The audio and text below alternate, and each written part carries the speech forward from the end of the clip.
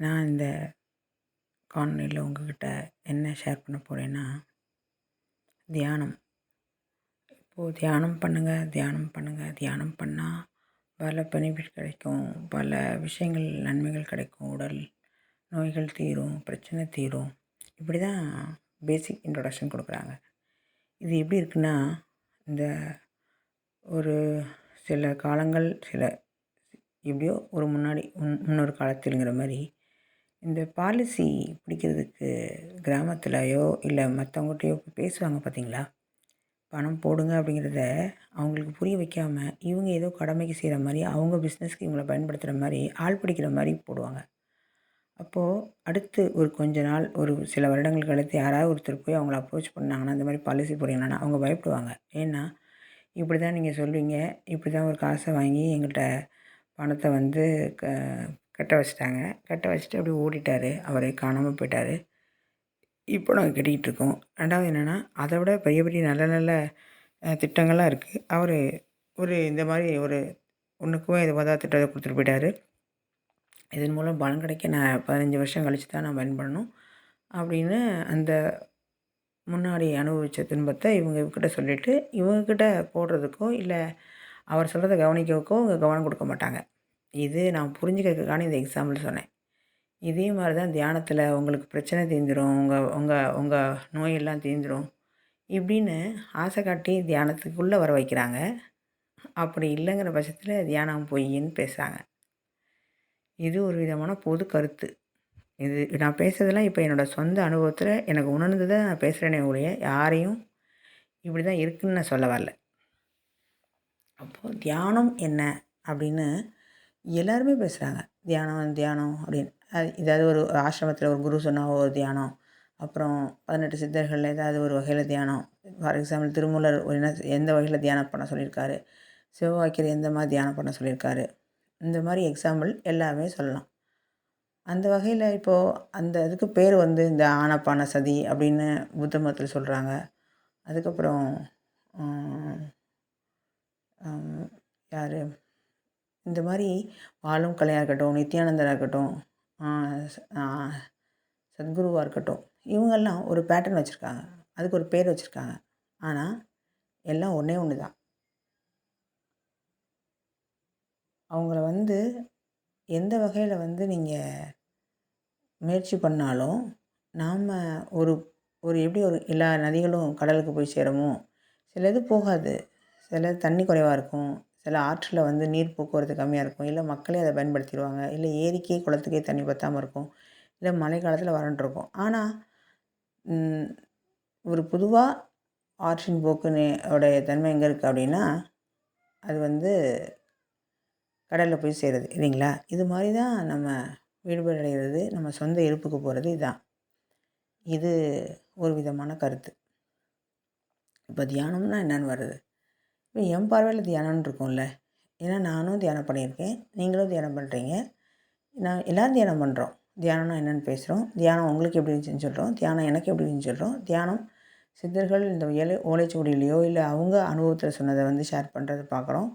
சில புக்குகளில் வந்து கிருஷ்ணமூர்த்தி மாதிரி, வைஷ்ணவ மாதிரி உள்ளவங்க தியானத்தை சொல்லியிருக்காங்க, அதை பார்க்குறோம். இதுதான் இங்கே இருக்க கண்டென்ட்டு. இது எனக்கு தெரிஞ்ச வகையில் நான் விளக்குறேன். ஏன்னா ஒரு எளிய முறையில் ஒரு தன்னறிதல், ஒரு ஞானம், ஒரு என்லைட்மெண்ட் அப்படிங்கிற விஷயம் ஏன் இவ்வளோ பெருசாக ஆச்சு அப்படிங்கிறது ஒன்றும் புரியல. ஆனாலும் இப்போது அதை சொல்லித்தரதுக்கு யாராவது இருக்காங்களான்னு ஏன் இவ்வளோ பேர் தேடுறாங்க?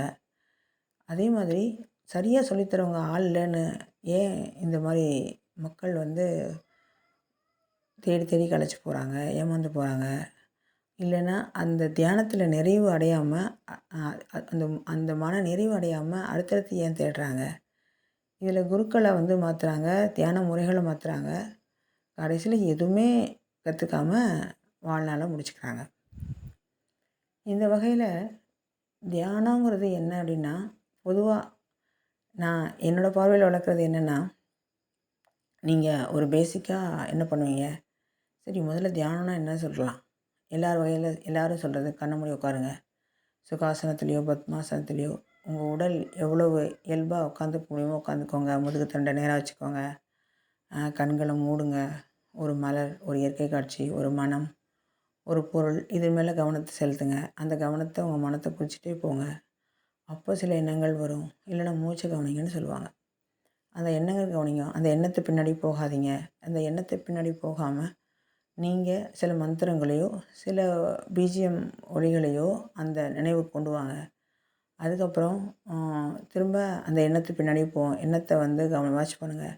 எண்ணத்து பின்னாடியே தொடர்ந்து தொடர்ந்து போகாதீங்க. அதை கட் பண்ணிவிட்டு திரும்ப பிஜிஎத்துக்கு மந்திரத்துக்குள்ளேயோ இல்லை பொருட்களுக்குள்ளேயோ இல்லை மூச்சு கவனிக்கோ வாங்க. இதே மாதிரி நீங்கள் போய்கிட்டே இருக்கும்போது ஒரு கட்டத்தில் வந்து அந்த போகிற ஸ்பீடு, அந்த நீங்கள் உங்கள் வர தாட்ஸ் இதெல்லாம் ஒரு எண்ணம் குறையும். அப்போ நீங்கள் ஒரு புருவமத்தில் உங்கள் கவனத்தை வச்சு உட்காருங்க.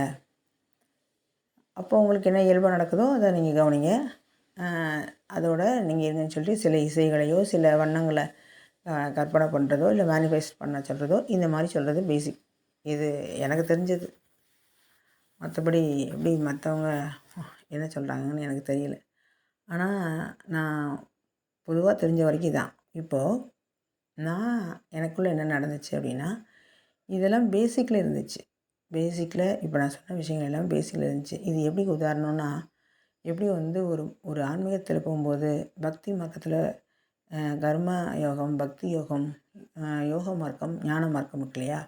அப்போ நீங்கள் வந்து இதோட படியை கடந்து வரவே இருக்கும்போது இப்போ ஒருத்தர் வந்து பக்தி மார்க்கத்தில் இருக்கார். அவர் சிலை வழிபாடு, படங்கள் வச்சு பூஜை பண்ணுறது, அந்த உருவமாக இல்லைருந்து லிங்கத்துலேருந்து சிவனோட உருவத்துலேருந்து அப்படி அடுத்த நிலைக்கு போகிற தன்மை, அப்புறம் வந்து சிவனே எங்கும் இருக்குது அப்படிங்கிற தன்மை உணர்றது, அப்புறம் சிவனாகவே தன்னை உணர்றது, அப்புறம் இதையும் தாண்டி சமாதி பழகிறது, அதுக்கப்புறம் சமாதி பழகி அந்த தன்மைக்கு வீடு பேடு அடையிறதுக்குரிய இடத்துக்கு போய் திரும்ப இங்கே வர்றது, திரும்ப இயல்பாக வீடு பேருக்கே போகிறது, சொந்த இருப்புக்கே போகிறது. இது ஒரு பயணம், இது ஒரு நிலை. இதில் சமீபத்தில் நான் பார்த்தேன், கிருஷ்ணமூர்த்தியோட தியானம் முறை மற்ற தியான முறைகளை விட வேறுபட்டிருக்கு அப்படின்னு சொல்லிட்டு, கிருஷ்ணமூர்த்தியின் பார்வையில் தியானம் அப்படின்னு சொல்லிட்டு ஒரு கண்டென்ட்டை அதில் நான் பார்த்தேன். அது எப்படின்னா, இவர் வந்து இந்த மாதிரி பார்க்கக்கூடாது, இந்த மாதிரி செய்யக்கூடாது. ஸ்ட்ரைட்டாக என்ன சொல்கிறாருன்னா, உட்காருங்க. உட்காரும்போது உங்கள் மனம் என்ன வருதோ, என்ன மாதிரி ஒரு குழந்தை உட்காந்தா அது என்ன பண்ணுன்னே தெரியாது. இதை பிடிச்சி இழுக்கும், அதை பிடிச்சி இழுக்கும், அங்கே போகும், தட்டி விடும், கீழே விழும், வாயில் தான் எடுத்து வைக்கும், அதுக்கப்புறம் இங்கன்னு பேசும், அப்புறம் சிரிக்கும், அப்புறம் அழும், அப்புறமா வந்து தூங்கும், அப்புறம் திரும்பி முழிச்சுக்கும், திடீர்னு பாத்ரூம் போகும், திடீர்னு யூரின் போயிட்டு அதுலேயே உட்காந்துருக்கும், அப்புறம் வந்து அப்படி கண்ணை முழிச்சு பார்த்துட்டே இருக்கும், இல்லைன்னா யாராவது தூக்க சொல்லி கவனம் சொல்லும். இந்த மாதிரி தொடர்ந்து செஞ்சுக்கிட்டே இருக்கும் இல்லையா? இதே மாதிரி உங்கள் மனம் செஞ்சுக்கிட்டே இருக்கட்டும், அதோட போக்கில் விட்டே போங்க. அப்படி பழகிட்டே இருக்கும்போது கொஞ்ச நேரத்தில் குழந்தை எப்படி ஒரு பக்குவத்துக்கு வந்து எப்படி புரிஞ்சுக்கிட்டு வளர்ந்து எப்படி நம்ம இயல்பாகிறோமோ இது மாதிரி ஒரு தன்மையில் அவரை வந்து மனத்தை பழக்குங்க அப்படிங்கிற தன்மையில் செய்கிறது தான் தியானம்னு சொல்கிறாரு அப்படின்னு அவர் சொல்கிறார். இது வந்து கிருஷ்ணமூர்த்தி மட்டும் சொல்லலை.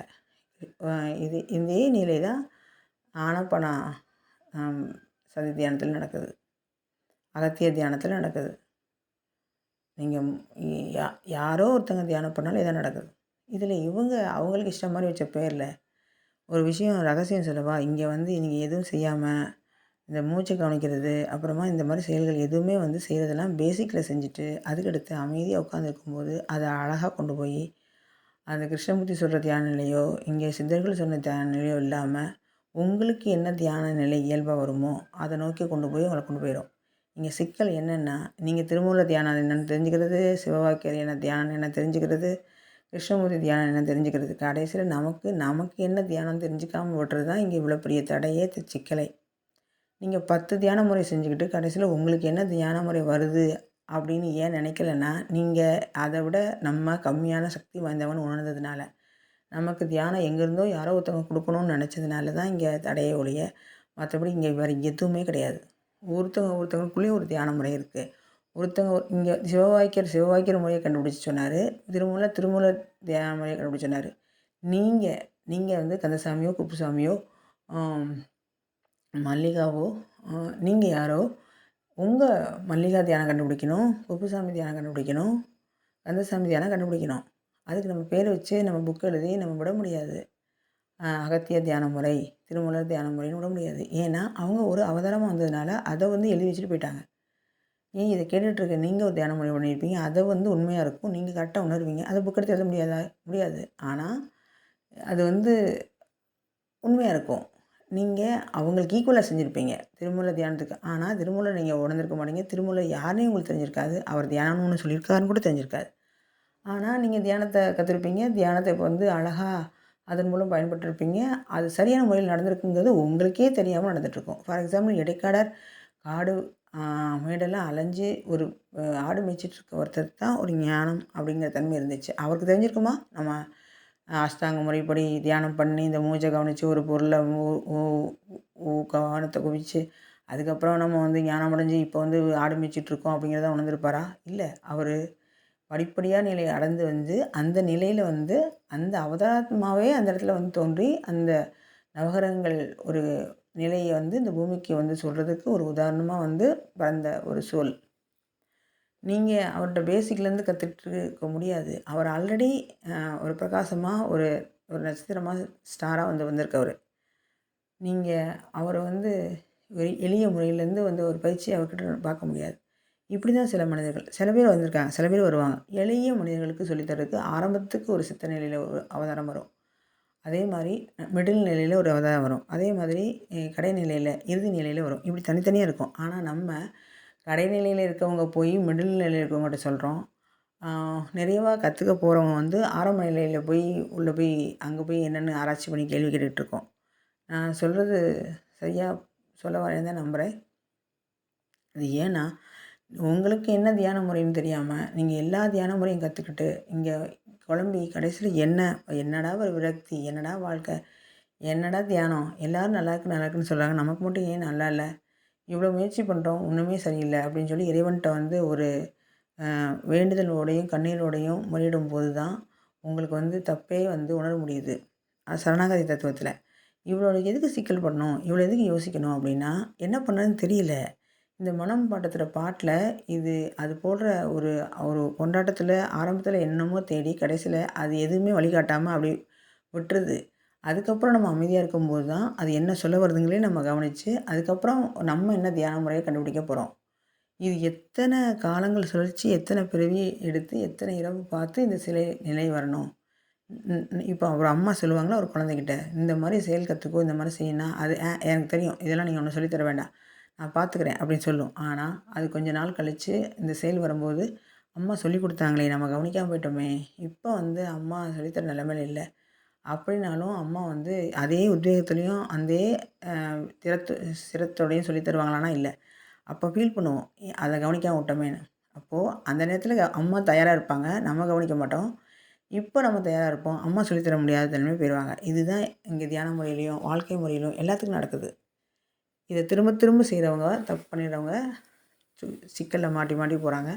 அதுலேருந்து கடந்து போகிறவங்க, அதில் செயல்படுறவங்க, அதை விழிப்புணர்வாக புரிஞ்சுக்கிறவங்க செஞ்சுக்கிறாங்க. இது எப்படி நடக்குதா? இதுவும் இறைவனோட மாயை தான், கருணை தான்.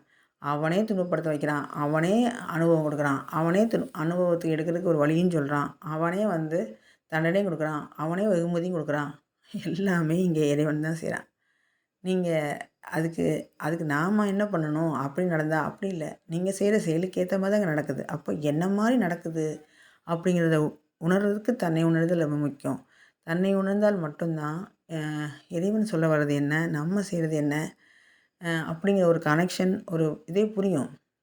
இப்போ நீங்கள் நம்ம 2 பேத்துக்கு உள்ள கனெக்ஷன் புரியுதுன்னா நம்ம ஒரு மொழியில் பேசுகிறோம். நீங்கள் பேசுகிறது நான் பேசுகிறது புரியுது. ஆனால் இறைவனுக்கும் நமக்கும் பேசுகிறது புரியலை.